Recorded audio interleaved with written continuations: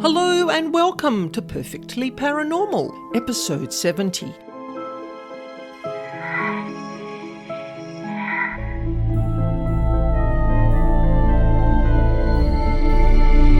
My name's Annaschmidt, and I'm here every week to share with you true paranormal encounters and information about devils, demons and dark energy beings that no one else talks about. Truly, they don't. And today we're exploring recreational drugs, paranormal entities, and what the connection is between the two. I've worked with people and homes where marijuana energy has been the main culprit for attracting the darker energy beings to the home and to the previous occupants who partook in that particular recreational habit, and how their actions created a dense negative vibration which affected the new home occupants in a very detrimental way. And none of these people could work out what the problem was. I have 3 real-life experiences for you today, all client-based experiences. Now, these 3 people struggled to quit recreational drug usage. And before we get into these eye-opening stories, I just want to quickly share with you what I've observed about recreational drugs and the paranormal energy beings. That connection, which is purely today from an energetic perspective through my energy work. Remember, I'm not a doctor. I'm not a mental health professional. Everything I share on this podcast is purely from my observations, experiences, client experiences from an energetic perspective. So substance abuse is what I call a low vibrational activity. The emotions and the trauma imprints that go with those activities and the negative or enhanced vulnerable mind state that people get into can attract dark and demonic level beings.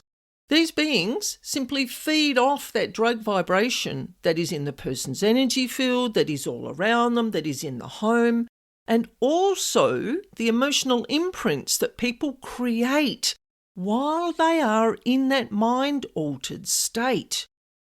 Now, there's no ifs and buts about this. I can't prove it to you with quantifiable scientific data or proof, but I have seen the improvements in people's energy, their behaviours and their attitudes on life and everything really once the entities have been removed and the residual drug energy imprints are removed as well. These people tell me, each in their own way, they've each experienced it. They've each experienced the improvements in different parts of their life. But overall, their outlook on life greatly improves. Some clients, though, still need medical and mental health management with medical professionals. But the cleansing of the energy side of their habit really does help to unlock and unblock their stuckness. They all tell me that they feel stuck and they feel drawn back to the drugs all the time. As much as they try and pull themselves away, they just get pulled back into it. It's like stretching a rubber band. They just get flicked back into it all the time. And that's what happens to all 3 of the clients who are going to be sharing the following experiences. Now, getting stuck in patterns of lower vibrational thinking and behaviour when using marijuana, especially long term, like I just said, can keep you in a negative place mentally, emotionally, physically, energetically, and sometimes spiritually. And Jeff found out the hard way. And I've called this experience Keeping Jeff Down. Now, Jeff's mum contacted me to say that her son was in a really bad way and she just didn't know what to do.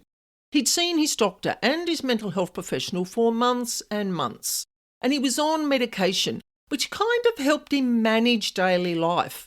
But he still felt lethargic and listless, he felt empty and he felt stuck. Every time he plucked up the courage and the motivation to get off the couch, get back to work, get back on with life, he felt that, he described it to me as an energetic pull. It pulled him back into a lower vibrational mind state. and he felt it mentally and emotionally. And he said to me that he felt like he was being controlled by unseen forces, and he found himself literally back on the couch again. Jeff's mum, she knew me through work. This was in the early days when I still worked in schools, and she didn't quite get what I do. But she was simply at the stage now where she was willing to give anything a go. We chatted over the phone about the energy clearing process that I do and its benefits. And she spoke to Jeff that night because Jeff is an adult and I don't do any energy clearing work for people over 18 unless they give their permission. People under 18 I still consider to be under their parents' care. So if the parent gives permission, if that person's higher self gives permission, then I will do the energy work. Now, Jeff, I suppose, like his mum, hadn't really had access to energy work before. Most people don't. Most people haven't. Or they've had really negative experiences and they kind of shy away from it as being full of charlatans, people just out to make money, basically, not giving the service that they are saying they're going to provide. Now, Jeff and his mum had both looked at my website, and the link is in the description box for those who might be a little bit curious. And he agreed that this could be the missing link because they'd done the doctor's run, they'd been down the mental health path, and there was simply nothing else left to look at. And those that listen to this podcast all the time will remember me saying, you see your doctor, you see your mental health professional, if they can't quite fix the problem, there's got to be something missing. It has to be energetic. Now, this was the missing link for Jeff, and this was the way to unlock what had been holding him back. Now, a little of Jeff's backstory. He became involved in consuming marijuana as a recreational activity with his mates, like a lot of people do. And the liking of how he felt in that mind-altered, relaxed state, it just grew. It grew and grew and grew.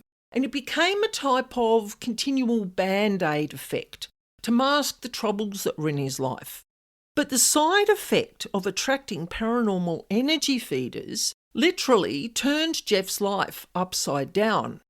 Now, I know people out there, they're going to be thinking, is it just marijuana?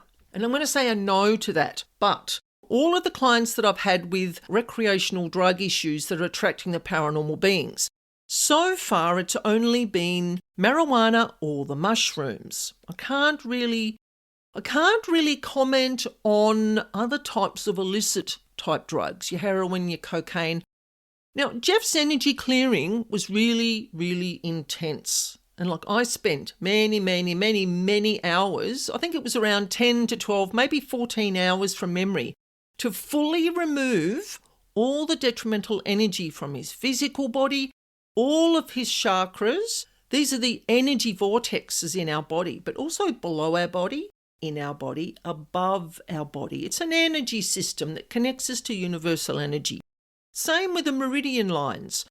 These are energy lines that run through our limbs, run through our body, and also Jeff's energy field. He was simply impacted by this recreational drug residue, as I call it, this residual energetic imprints, the vibration, the frequency, if you want to look at it that way. It was simply enmeshed all through Jeff. The vibration that Jeff was pumping out was so strong that these energy beings just simply came and hung around with him all the time, everywhere he went. It was like he had a bunch of groupies hanging around him all the time. Now, his sleep, his mum said to me, and he actually said to me himself, that he simply could not get a good night's sleep. He felt disturbed all the time. He would have disturbing dreams. He found that he just simply rolled around in bed all night. He could not get just a peaceful, full 6 or 8 hours sleep every night. So also, as a side note, I just want to mention Jeff was extremely ungrounded, for many reasons, including the long-term substance abuse. And I'm hearing you say, what does she mean by ungrounded?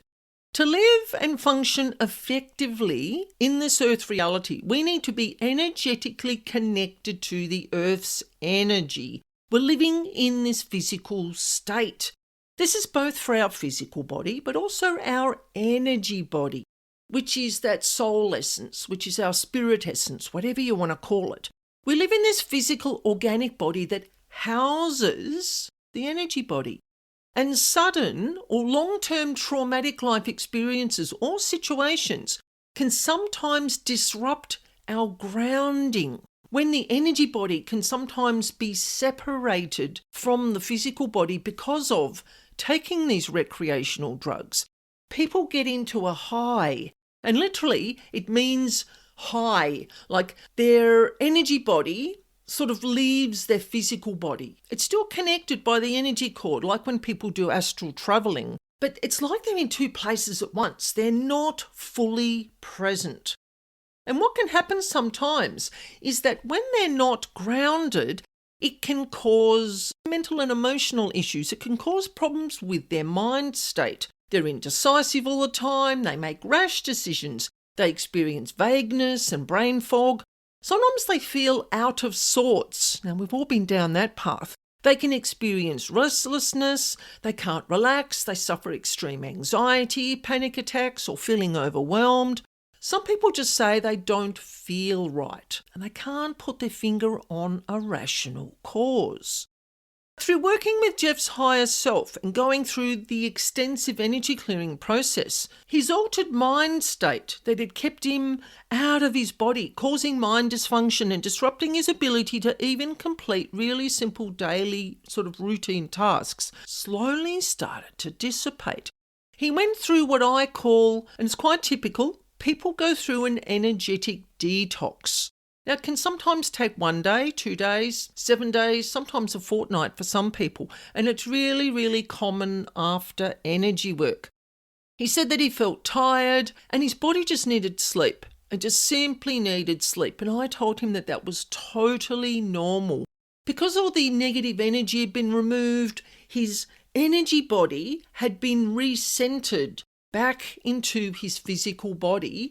It takes time for the body to recover. It simply needs to reset. So it took around 7 days for Jeff to actually start to feel normal again, to start to feel in control of his mind and his body and his mental and emotional state. And you're going to love this. You're going to love this. Now, Jeff and I didn't talk very much. I didn't know this young man. I'd known his mum kind of as an acquaintance at the place that I worked. But a week later, I received this most wonderful text from Jeff, and this is what he wrote. "Thank you so much for what you did for me. I've battled for years and been to hell and back again. And I can honestly say that I am now in the best mental state that I've been in for a very, very long time." And since that clearing, Jeff actually friended me on Facebook. Now, I don't comment on any of his posts, but I can see through his photos that Jeff he's back out there again. He's got the biggest smile on his face. Like, seriously, this work just, as much as it's tiring for me and it's exhausting, the outcome for the clients is just so positive. It was such a joy to see this young man in his 20s living his life again in a really happy mind state. Now, our second experience that's being shared today is from a local Tasmanian who was very open about his marijuana and demonic experience back in episode 47, which was called Satanic Contracts and Demonic Attachment. Now, I'm mentioning Hilly's experience in this episode today because recreational drugs played a big part in Hilly's issues and again kept him in this lower vibrational state, feeding the needs of the entities that were around him. Now, Hilly's story is slightly different and a little bit more complicated than Jeff's, and you'll see why when you listen to what Hilly has to say. Now, I met Hilly at the age of 19 through a mutual friend, and at the time he had an unbreakable long-term issue with marijuana that was manipulated by the demonic presence within his energy field, and they Yes. They had been around him for around about 7 years. And I've called this experience Hilly's drug struggle and demonic repression. Now, what you're going to hear now is part of episode 47.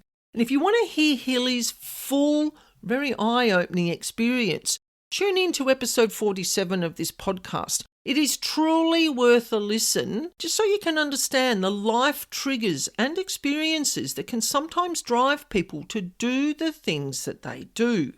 So let's hear what Hilly has to say.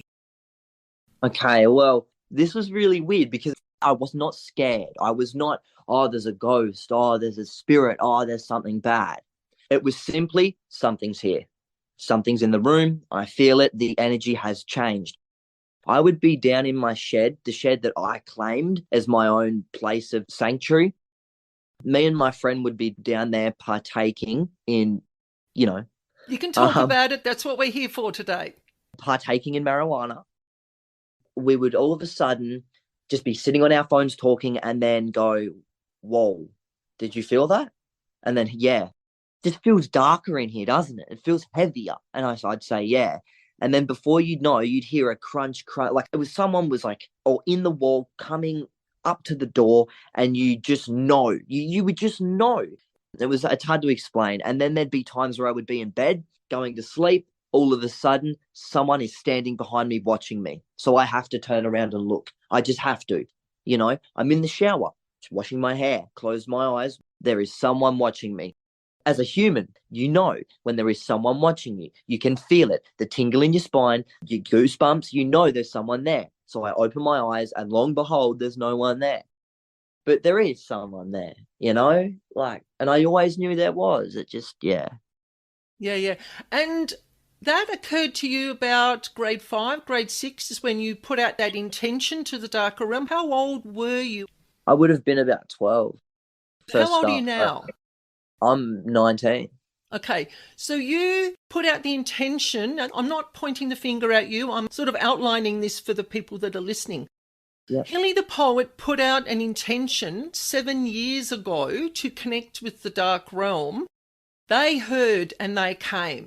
And you feeling this being moving around, it's attached to you in some way, it's actually corded into your energy field or into your chakras, because they're the energy centers within our body. So that intention attracted these beings. Now you might see it as one, but they're usually more than one, like I explained earlier. And it simply has followed you. It's followed you for 7 years. Everywhere you go, in your sleep, in your dreams, eating, going to the movies, down to the shed with your mates. And do you feel that being or beings affected your energy, the way that you thought, your decision making? Yeah, 100%, 110%. There would be times where I'd think to myself, okay, I'm going to go in and I'm going to have some tea, have a shower, brush my teeth, then get ready for bed. Next thing I know, I'm down the shed using drugs. That's not what I was going to do. I was going to do something positive. I was going to do something healthy. It's even like tiny little things. I'm going to go on my phone and put on a good song, a happy song, a song that would make me want to get up and have a bit of a dance. Next thing I know, I'm listening to a song that makes me want to, this is going to be a little bit on the darker side, what I'm about to say. So pre-warning, even things with self-harm. I love my temple. My body is my temple, and I do treasure my body. I take a lot of pride in my body and being healthy these days. And I think I always wanted to, but there was a stage where I was self-harming and quite aggressively. I think half of the decision making in that was caused from not just mental health disorder, which I do have. I'm not debunking the science. I'm just saying, I think these entities that were using me and my energy was simply amplifying the effects of the mental health disorders, or whatever you want to call them, making them unbearable. I couldn't control anger, I couldn't control sadness, and I couldn't even control happiness. It was weird. They do that because they're keeping you. This is my perspective from the many, many years of work I've done with these beings. They're doing that to keep you in a state of control. They don't like it when you're happy. When you're happy, You're not creating the food that they want. They want to keep people in a negative state so that you're then creating the rage, hostility, sadness, despair, sorrow, whatever your trigger emotions are, that is what they'll keep you creating, because then you're feeding them. It's just like a vicious cycle. I've had a lot of people explain to me that they feel, there's a lot of my clients have said to me, look, I feel like I just need to move forward with life. I've got a job interview coming up. I feel like I want to get out and exercise, but something just keeps pulling me back. I just feel like I can't break through the barrier. Do you feel that there was a connection between your long-term substance abuse and these demonic level beings? Did your substance abuse start when you made that contract? Yes. Yep. The year I made that pact with the devil, that contract, is the exact same year I got introduced to marijuana and being used in a bong. And the bong got me, and it kept me there for ages, and I never ever could figure out how to get off it, how to stop it, or how to even remotely think about stopping. I didn't want to stop, and no one could tell me to stop because it wasn't going to happen. It was never going to happen. You have no idea. It was literally my life. It wasn't just a drug I did, it was my life. And then all of a sudden, one day, I thought, no, I'm not doing this anymore. I thought, I'm not doing this anymore. I want to move on, and I am not going to be some lazy stoner sitting down a shed just smoking weed, like losing my money. Like I had no money. So I was like, I'm not doing this anymore. I just couldn't quit. I couldn't quit. It was like that guy you told me you did an energy clearing. I know you know who I'm talking about. You told me about him, and I thought, God, that's relatable because I want to get off this. I have the tools to get off this, and I can't. Yeah. And it was getting worse. I was starting to use other drugs such as MDMA, pharmacy-grade cough syrup, codeine, ketamine, just horrible drugs that 18, 19-year-olds shouldn't be even thinking about using. And that was simply because I felt like I couldn't cope with the reality I was living. I needed to escape reality. Did you feel that that was you creating those thoughts, or was it something else telling you that your reality wasn't, how can I put it? Worth it. Telling you that you couldn't cope, so that you needed the drugs as a coping mechanism? Yeah. Yeah, it was 100% clouding my judgment and my perception on my family, the world around me, my friends, my choices, my hobbies, stripped me bare of my personality in a way. I remember I stopped making the music I wanted to make. I stopped skating. I stopped doing my art. I stopped playing games, online games with my friends. I stopped communicating to my friends. I started snapping at my friends. I stopped accepting help. That's a big one. People would come to help me. Even when we first started talking, I remember I was getting thoughts in the back of my head of, don't go through with this, get hurt to, but that's not what I wanted. That's obviously what they were telling me, and became more aware when we did start talking and you started giving me an idea. I became more aware of what it was telling me, when it was telling me it, and why. And this is why we're talking about this today, is because I always bang on about how dark and especially the demonic level beings can affect people's thinking, especially vulnerable people who've had a lot of trauma in their lives. They're just worn down. And as you were talking just then, I was feeling that they were wearing you down in such a way that one day you may have even taken your life if you'd got to that totally vulnerable stage. Right before we met, I made a very regrettable choice of trying to put myself into a coma. And when I say that, it sounds stupid, but I was physically hitting myself. And I remember I kept saying, like in my head, stop, like you need to stop doing this to yourself, stop it. But I couldn't. I was hysterical. I was screaming. I was frantic. I was uncontrolled. There's been many other times as well where I've like, I don't know. I don't really want to like describe it in a graphic way, but I'll just say where, I was close to maybe making a choice to where I would not have come back from. Yeah. And you know what? Since we've been talking, Like, I haven't seen Hilly the Poet for many, many years. I knew him when he was very young. I worked with him in the education system. And when he came back into my life, it was like that person that put us together again.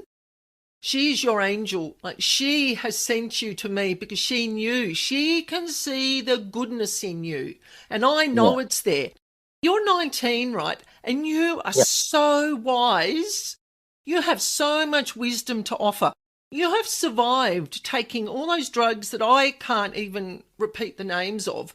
Someone was looking after you, like your higher vibrational support network, your angels, guardian angel, whatever you want to call it. They were looking after you because you have a message. You have something to share through your music. And as you get older and you get into the workforce and you choose a career where you can actually share what you have been through and help other people not to make those decisions as easily and help them to look for alternatives. I mean, I look at you and I just want to reach out and just give you a great big hug because I feel you're just so wise. Wise is the word that keeps coming to me. People your age don't often speak the way that you do about wanting life change. A lot of people get to 40 and all of a sudden it slaps them in the face and they go, oh my God, I don't like my life. You're doing that at half that age. I'm really, really proud of you for coming on today, talking about your experiences, being willing to share and be vulnerable so that other people can see some of the things that you've gone through and how you're still here. You know, you're still here because you want something better. Now, our third experience being shared today is a story of a young couple buying their forever home and definitely getting more than what they bargained for. This property and house had many paranormal beings present, and they were there for a multiple of reasons, as they usually are. But this house had the worst build-up of recreational substance residual energy that I have ever seen. And yes, again, marijuana was the culprit. Now, Louis is going to share his story today. He very kindly has come onto the podcast to share his and his partner's experience, in his own words, about the house that they moved into that was slowly turning their lives upside down. And I've called Louis' experience the marijuana house.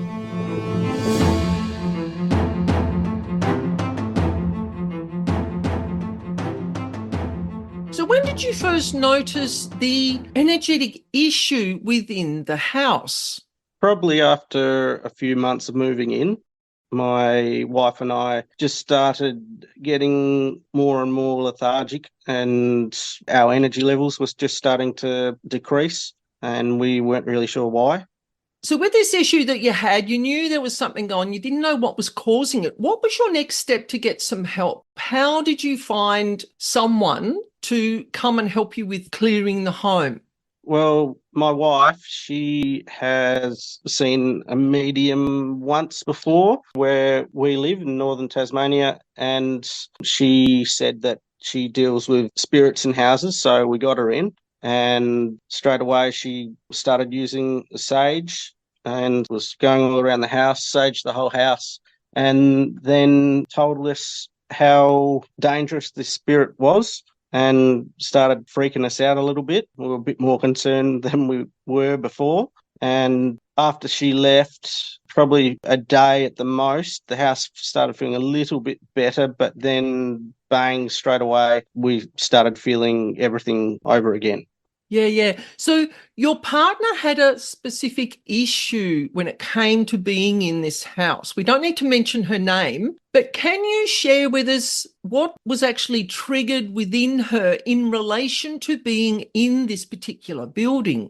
Well, she started getting nightmares, which apparently in the past she didn't get a lot of. And one morning she woke up and looked all up one side of her leg was bruises everywhere. And that started becoming a little bit concerning because she's never really had random bruises come out of nowhere. Yeah, we were definitely feeling something at this point every night in the house. We could just feel a different energy. It wasn't by any means nice. It was dense. It wasn't pleasant, just what we were feeling. It wasn't nice at all. And when you contacted me, we had that initial phone conversation and I went through my process, and I also mentioned about recreational drug residue as an energetic imprint. And you shared with me that your partner had a connection to using marijuana for whatever reason that is. We're not going to talk about that today. But did she find that that was enhanced when she was in this house? Definitely. Definitely. She ended up feeling a lot more than I did because I hadn't really dove much into marijuana, but that was her choice. Yeah, she ended up getting affected in multiple ways a lot more than I did. So she'd used a little bit of marijuana in the past. I mean, we are talking about recreational drugs today. So it's all about people understanding how energy in the home, specifically low vibrational activities such as substance abuse, can actually affect the people in the home. Now, I always talk about it with people. It's one of the aspects that I look at when I do a house clearing. It was interesting for your partner that when I went through and I did all the clearing of the land and I went through the house, is that I found that there had been a young male who had lived in the house before you. I think it was somewhere around 50 years ago. It could have been 50, 60 years ago. And he had had a very strong connection to using marijuana. I think it was outside on the land, in the shed, but also in the house. And when people partake in that sort of activity and the imprint of that energy sticks to their clothing, it sticks to their energy field, and they bring that energy into the home. And you'll get someone that'll come into the house where they might find that recreational drugs, specifically marijuana, because it's a natural plant, like it's the same as mushrooms. I find this is the same issue with mushrooms, is that the vibration sticks to the person. It gets deposited all through the house, wherever that particular person went. So in your home, did your partner find that there were specific areas within the house that she felt more of a desire to have marijuana, and she didn't quite know why? She didn't know whether it was her that wanted it. She just had sort of an increased interest in using marijuana. She definitely had one spot not in the house, but on the deck that she'd always go and smoke. It was rarely anywhere else on the property. So did she have those really strong cravings before you moved into this particular house? Not as much, because the interesting thing is she didn't actually smoke it much ever before moving into the house. So the house might have had something to do with her getting used to it very quick, and she did get hooked on it very fast. What I find is some people have particular triggers. Some people, it'll be food, it might be alcohol, it could be cigarettes sometimes, it can be hoarding, it can be gambling, anything that's done in the home by previous tenants or previous owners of the house, and sometimes even the land before people actually build a house on that property. Then you get someone new come into their house and their trigger is that particular vibration that is in the home. And then they find that they're elevating the usage of that particular activity, whatever it is that triggers them. They just don't know what is causing it. That is really interesting. So since we did the house clearing and I went all through the land, all through the property, the sheds, through the garage, through every room of the home, has your partner found that the land and the energy clearing of the house has actually lessened her desire to partake in the marijuana? Yeah, dramatically. After our first phone call and you telling me how energy beings can be attracted more so to you, that was the first warning sign for my wife, and it scared her a little bit, but enough to stop it within a couple of days, because she didn't want to risk having anything attached to her. People who listen to the podcast all the time will know that I say that these energy beings are only attracted to us because they're drawn to a particular vibration that we're carrying. And we are human. We all have triggers. We all have life experiences that create particular situations. But if she knows that marijuana is a trigger for her, then she just avoids it. And she's cutting out that possible connection to those energy beings coming to her. They're just going to bypass your house and go to the next person who's got that particular vibration. So what does your house feel like now? So it's about 2 months since I did your full house clearing. Can you describe for the listeners some of the improvements that you feel you've noticed in the house since the clearing? The house is way lighter. The energy just feels light and airy. We haven't had any dense energy since, and it just feels homey. It's lovely.